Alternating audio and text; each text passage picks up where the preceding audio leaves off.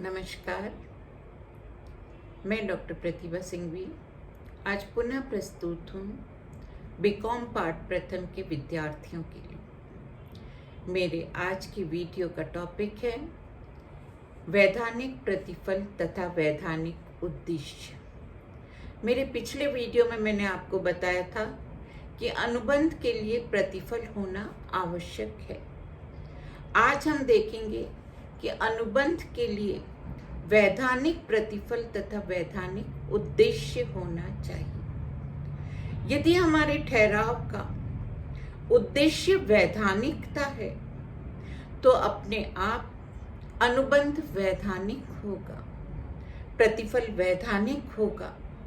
लेकिन यदि हमारा अनुबंध का जो या ठहराव का जो उद्देश्य है वह अवैधानिक संबंध स्थापित करना है तो उसका परिणाम भी व्यर्थ ठहराव के रूप में होगा, क्योंकि प्रतिफल अवैधानिक होगा।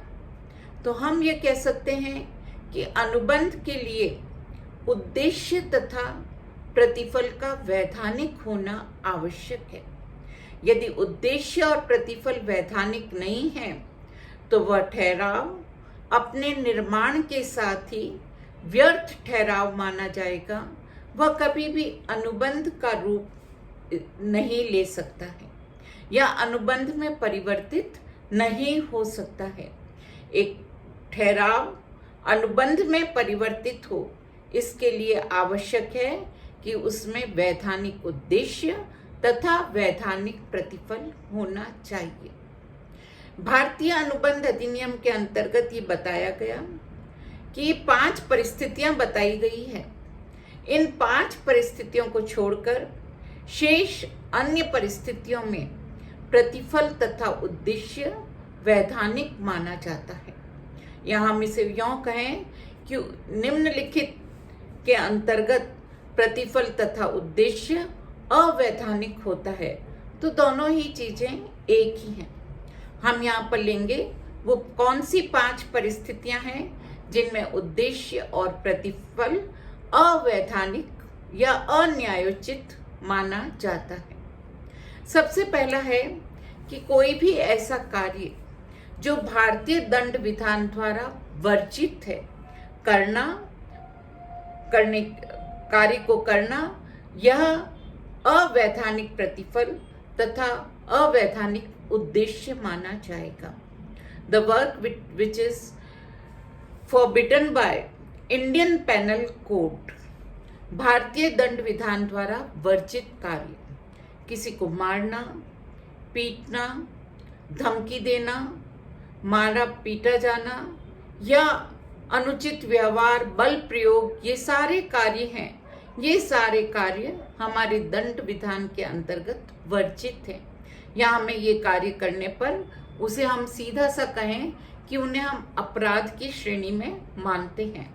तो यदि ऐसा कोई कार्य किया जा रहा है या करने के लिए प्रेरित किया जा रहा है या करने के लिए अनुबंध किया जा रहा है तो वह अनुबंध कभी भी अनुबंध नहीं होगा, वह ठहराव व्यर्थ ठहराव होगा।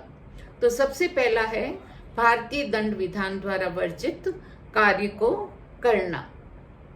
दूसरा है कि यदि किसी कार्य को करने की अनुमति दे दी जाती है तो वह किसी अन्य राजनियम की धाराओं को, उसके नियमों को निष्फल कर देता है। इसका मतलब है कि एक अधिनियम में तो वह परमिजिबल यदि हम कर देते हैं, हम उसे आज्ञा दे देते हैं कि वह कार्य कर लिया जाए, तो दूसरे अधिनियम की जो व्यवस्थाएं हैं वो व्यवस्थाएं ऑटोमेटिकली निष्फल हो जाती हैं, उनका कोई प्रभाव नहीं रहता है। जैसे हम सिंपल सा लें, फॉर एग्जाम्पल भारतीय वयस्कता अधिनियम, इंडियन मेजोरिटी एक्ट के अंतर्गत एक व्यक्ति की वयस्कता की आयु 18 वर्ष है। एक सामान्य व्यक्ति 18 वर्ष की आयु पूर्ण करने पर वयस्क माना जाता है और विशेष परिस्थितियों में यह आयु सीमा 21 वर्ष है। अब यदि हम यहाँ पर एग्जाम्पल लें कि भारतीय अधिनियम के अंतर्गत एक व्यक्ति 15 वर्ष की आयु में अनुबंध करने की क्षमता रखता है, तो यहाँ पर यदि हम 15 वर्ष के लिए भारतीय अनुबंध अधिनियम में उसमें अनुबंध करने की क्षमता, कॉन्ट्रैक्टिंग कैपेसिटी ले लेते हैं, या उसे भारतीय अनुबंध अधिनियम के अंतर्गत वयस्क मान लेते हैं, तो हमारा जो वयस्कता अधिनियम है उसकी जो नियम है वो नियम निष्फल हो जाएंगे, वो कैंसिल हो जाएंगे। तो ऐसा कोई भी ठहराव जो एक अधिनियम के अंतर्गत जिसको परमिशन दे दी जाए, तो वह दूसरे राजनियम के जो धाराएं हैं, उसके जो नियम हैं, उनको समाप्त कर देता है, उनको कैंसिल कर देता है, तो वह अवैधानिक उद्देश्य माना जाता है। तीसरा इसके अंतर्गत आता है इफ इट इज फ्रॉडुलेंट, यदि वह दूसरे को धोखा देने वाला है। इसका तात्पर्य है कि हम यह कहें कि एक अनुबंध में एक पक्षकार दूसरे पक्षकार के संबंध स्थापित करते साथ ही यह मानकर चलता है कि उसका उद्देश्य दूसरे पक्षकार को धोखा देना, दूसरे पक्षकार को चीट करना या दूसरे पक्षकार को हानि पहुंचाकर लाभ प्राप्त करना है, तो ऐसा ठहराव अपने निर्माण के साथ ही अवैधानिक उद्देश्य एवं प्रतिफल के कारण व्यर्थ माना जाता है। तो वह दूसरे को धोखा देने वाला नहीं होना चाहिए। चौथा इसके अंतर्गत है कि यदि किसी ऐसे ठहराव से किसी व्यक्ति की संपत्ति अथवा शरीर को क्षति पहुंचती है या हानि होती है, तो वह ठहराव भी व्यर्थ माना जाएगा। एक अनुबंध में एक व्यक्ति दूसरे व्यक्ति को मारने का अनुबंध करता है। यहाँ पर जब माना जाएगा तो व्यक्ति को शारीरिक क्षति होगी। एक व्यक्ति दूसरे व्यक्ति की वस्तुओं को चोरी करना, डाका डालने का अनुबंध करता है, तो उसमें उसकी संपत्ति को हानि होगी। तो ये ठहराव अपने निर्माण के साथ ही अवैध माने जाते हैं, व्यर्थ माने जाते हैं। वे कभी भी भविष्य में अनुबंध का रूप नहीं ले सकते हैं। और पांचवा है कि यदि हमारा जो न्यायालय है वह यदि किसी को अनैतिक मानता है, इममटीरियल मानता है, न्यायालय की दृष्टि में वह अपोज टू पब्लिक पॉलिसी है, तो ऐसी स्थिति में वह कभी भी अनुबंध का रूप नहीं ले सकता है। ये 5 ऐसी स्थितियां हैं जिसमें कोई भी ठहराव अपने निर्माण के साथ ही अवैधानिक उद्देश्य एवं प्रतिफल के कारण व्यर्थ ठहराव होता है। लेकिन जिन ठहरावों में इन 5 तत्वों का अभाव होता है, कोई भी ऐसा कार्य नहीं किया गया है जो भारतीय दंड विधान द्वारा वर्जित है, कोई भी ऐसा कार्य नहीं है जो दूसरे अधिनियम की व्यवस्थाओं को निष्फल करता है, दूसरे को धोखे में डालने वाला नहीं है, किसी के भी शरीर या संपत्ति को हानि पहुंचाने वाला नहीं है, या जिसे न्यायालय अनैतिक नहीं मानता है, तो ऐसी स्थिति में वे ठहराव अपने भविष्य में अनुबंध में परिवर्तित होंगे। लेकिन जहां पर इनका अभाव है वे व्यर्थ ठहराव में परिणत होंगे। तो ये था आपका वैधानिक उद्देश्य कि किन दशाओं में वह उद्देश्य वैधानिक होगा। तो इन 5 परिस्थितियों को यदि हम छोड़ देते हैं तो उद्देश्य हमारा वैधानिक होगा और उस ठहराव का जो परिणाम है वह एक वैध अनुबंध के रूप में होगा। अब हम कुछ ऐसे ठहराव लेंगे जो हमारी सार्वजनिक नीति के विरुद्ध हैं। इसका मतलब है कि हम समाज में रहते हैं, समाज के कुछ नियम कायदे कानून हैं और उन नियम कायदे कानूनों का प्रयोग करना, उनका पालन करना प्रत्येक नागरिक का कर्तव्य होता है। तो कुछ ऐसे ठहराव हैं जो हमारी सार्वजनिक जो नीति है, संरचना है, उसके विपरीत होते हैं, उसके विरुद्ध होते हैं। वे अपने निर्माण के साथ ही व्यर्थ माने जाते हैं। कुछ इसके एग्जाम्पल्स हैं, कुछ इसके प्रकार हैं जिनको मैं आपको बता देती हूँ और समझा देती हूँ। सबसे पहला है कि कोई विदेशी शत्रु राष्ट्र के व्यक्ति के साथ व्यापार करना। व्यापार करना व्यक्ति का अधिकार है। प्रत्येक व्यक्ति धन अर्जित करने के लिए व्यापार कर सकता है, लेकिन जब किसी अन्य देश के साथ भारत का युद्ध चल रहा है या किसी अन्य देश को शत्रु देश घोषित कर दिया गया है और युद्ध के दौरान यदि कोई भारतीय व्यक्ति उस शत्रु राष्ट्र के व्यक्ति के साथ व्यापारिक क्रियाएं करता है तो वह सार्वजनिक नीति के विरुद्ध माना जाता है। तो कोई भी व्यापार शत्रु राष्ट्र के व्यक्ति के साथ, व्यवसायी के साथ नहीं किया जाना चाहिए। सबसे पहला नियम था। दूसरा है एग्रीमेंट्स ऑफ शिफ्टिंग प्रोसिक्यूशन। हमारी जो न्यायिक प्रक्रिया है उस न्यायिक प्रक्रिया को स्थगित करने के जो ठहराव होते हैं उन ठहरावों को भी हम सार्वजनिक नीति के विरुद्ध मानते हैं, क्योंकि न्याय प्राप्त करना प्रत्येक व्यक्ति का अधिकार होता है। यदि एक व्यक्ति न्यायालय में कोई प्रक्रिया चल रही है और उस प्रक्रिया के अंतर्गत प्रक्रिया को स्थगित करना, लंबा करने के लिए न्यायालय में उपस्थित नहीं होता, न्यायिक प्रक्रिया में किसी भी प्रकार से अवरोध उत्पन्न करता है ताकि न्याय न हो सके, तो ऐसा ठहराव भी पूर्ण रूप से सार्वजनिक नीति के विरुद्ध माना जाता है। तीसरा है आपका कि improper promotion of legislation. Improper promotion का मतलब है कि किसी भी रूप से जो हमारी न्यायिक प्रक्रिया है उसमें हस्तक्षेप करना, चाहे न्यायालय की जो प्रक्रिया है उसमें अनुपस्थित होकर, गवाही न देकर या अन्य किसी प्रकार से न्यायालय में किसी भी प्रकार से उस प्रक्रिया को अनुचित रूप से उसको बढ़ावा दिया जाता है ताकि वह लंबी हो, तो उसके अंतर्गत भी वह सार्वजनिक नीति के विरुद्ध आता है। और इसके दो उदाहरण हैं, मेंटेनेंस और चैम्पर्टी। ये दोनों इसके एग्जाम्पल हैं। इसके बाद आता है आपका कि जो सार्वजनिक उपाधि है, जो डिग्री है, उस डिग्री का नीलाम नहीं किया जा सकता, उसका बेचान नहीं किया जा सकता। फॉर सिंपल सा एग्जाम्पल लेते हैं कि एक व्यक्ति MBBS की डिग्री प्राप्त करता है, उसका PMT के थ्रू मेडिकल कॉलेज में सिलेक्शन हुआ, उसने निर्धारित कोर्स किया, एग्जाम दिए और मेडिकल कॉलेज के द्वारा उसे MBBS की डिग्री प्रदान की गई। वह 1 करोड़ रुपए के बदले में अपनी डिग्री B व्यक्ति को बेच नहीं सकता है। यह उसकी व्यक्तिगत डिग्री है, उसकी कार्यकुशलता के आधार पर उसे प्राप्त हुई है, इसका बेचान नहीं किया जा सकता।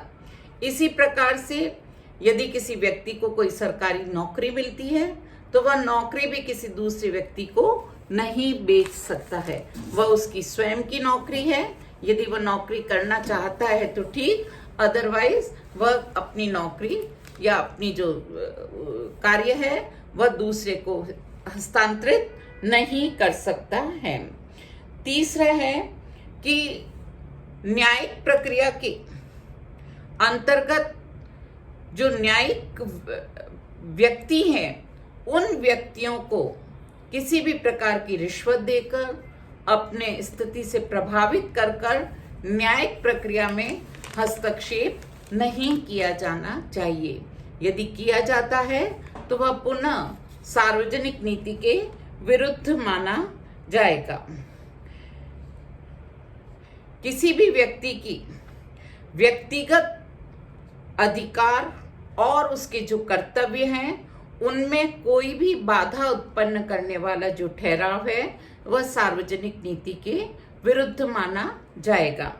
इसी प्रकार अगला है कि किसी भी व्यक्ति की व्यक्तिगत जो स्वतंत्रता है उसको प्रभावित करने वाला ठहराव भी सार्वजनिक नीति के विरुद्ध माना जाता है। शादी के जो ठहराव हैं, दलाली के जो ठहराव हैं, वह ठहराव भी सार्वजनिक नीति के विरुद्ध माने जाते हैं। इस प्रकार से ये कुछ ठहराव हैं जिन्हें हम सार्वजनिक नीति के विरुद्ध मानते हैं। ऐसे ठहराव अपने निर्माण के साथ पूर्ण रूप से व्यर्थ होते हैं। अब इसके अंतर्गत हम आगे लेंगे कि कई बार ऐसी स्थितियां होती हैं, हमने यहाँ पर देख लिया कि बिना प्रतिफल के ठहराव पूर्ण रूप से व्यर्थ होता है, उसकी अपवादजनक स्थितियां भी हमने देख ली। और हमने ये भी देख लिया कि ठहराव में प्रतिफल तथा उद्देश्य का वैधानिक होना आवश्यक है। लेकिन कई बार ऐसी परिस्थितियां होती हैं जिसमें प्रतिफल और उद्देश्य आंशिक रूप से तो वैध होता है और आंशिक रूप से अवैध होता है, पार्टली अनलॉफुल और पार्टली लॉफुल। तो ऐसी स्थिति में उस ठहराव का क्या अंत होगा, उसका परिणाम क्या होगा? तो उसके अंतर्गत हम ये कह सकते हैं कि जहां पर ठहराव के वैधानिक प्रतिफल के भाग और अवैधानिक प्रतिफल के भाग को हम अलग अलग कर सकते हैं, तो ऐसी स्थिति में कि जो वैधानिक भाग है वह तो अनुबंध में परिवर्तित हो जाएगा, लेकिन जो अवैधानिक है वह व्यर्थ ठहराव में परिवर्तित हो जाएगा। लेकिन जहां पर हम ठहराव के प्रतिफल को डिवाइड नहीं कर सकते, या हम यह कहें कि जो अवैधानिक और वैधानिक भाग है वो आपस में एक दूसरे में सम्मिलित है, उसे अलग करना संभव नहीं है, तो ऐसी स्थिति में वह ठहराव पूर्ण रूप से व्यर्थ माना जाएगा, वह अनुबंध में परिवर्तित नहीं हो सकता है। मैंने आपको पहले भी बताया, यह हमारा भारतीय अनुबंध अधिनियम का प्रथम यूनिट चल रहा है, जिसमें भारतीय अनुबंध अधिनियम के सामान्य सिद्धांत जो हैं उनके बारे में हम अध्ययन कर रहे हैं। अभी तक हमने पढ़ा है कि एक अनुबंध क्या है, एक वैध अनुबंध की क्या क्या विशेषताएं हम पढ़ रहे हैं। आगे हमारा कुछ विशेषताएं बाकी हैं जिनको हमको डिटेल में पढ़ना अभी शेष है। तो यहाँ पर जब हम ये देखेंगे कि भारतीय अनुबंध अधिनियम के सामान्य नियम क्या हैं, उसके बाद जो हम आगे लेंगे तो वो हमारे लिए इजी होगा, क्योंकि सामान्य अनुबंधों के नियम को हम पढ़ चुके हैं, समझ चुके हैं, तो आगे पढ़ना बहुत इजी होगा। और इसके साथ ही आप देख रहे हैं कि हर चैप्टर एक दूसरे से कनेक्टेड है। हमने पहले देखा ठहराव क्या है, ठहराव में हमने देखा प्रस्ताव और स्वीकृति क्या है, उसके बाद हम आए अनुबंध करने की क्षमता, स्वतंत्र सहमति, प्रतिफल। तो ये एक दूसरे से लिंक हैं, तो आप एक के बाद एक यदि रेगुलरली पढ़ते जाएंगे तो ये आपको बहुत अच्छी तरह समझ में आएगा, और इसमें यदि समझ में आया है तो आपके अच्छा स्कोर भी आप कर सकते हैं। पेपर पैटर्न में आपको बता दूं, जयनारायण व्यास विश्वविद्यालय के जो पेपर पैटर्न है, आपका सिलेबस 5 भागों में विभक्त है, 5 यूनिट्स हैं और पेपर 3 भागों में आता है।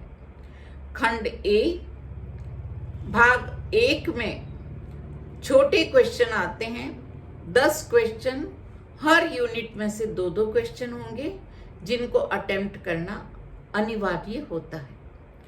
पार्ट बी में हर यूनिट में से 2-2 क्वेश्चन होते हैं और उसमें इंटरनल चॉइस होती है। जैसे खंड ए में से भाग ए किया जाए या बी किया जाए, यूनिट 2 में से भाग ए किया जाए या बी किया जाए, तो 5 क्वेश्चन करने होते हैं, जिसमें इंटरनल चॉइस होती है, और यूनिट 3 में 5 क्वेश्चन आएंगे। हर यूनिट में से एक क्वेश्चन आएगा और किन्हीं 3 प्रश्नों का उत्तर देना है। छोटे छोटे चैप्टर्स हैं, लेकिन यहां पर हम यह कहें कि सिलेबस थोड़ा सा विस्तृत लगता है। नया सब्जेक्ट है, तो मैं आपसे निवेदन करूंगी कि आप रेगुलरली इसको पढ़ते रहें। एकदम से आपको ये समझ में नहीं आएगा। मैं अपना वीडियो आज यहीं पर समाप्त करती हूँ। पुनः प्रस्तुत होंगी एक नए वीडियो के साथ। तब तक के लिए धन्यवाद।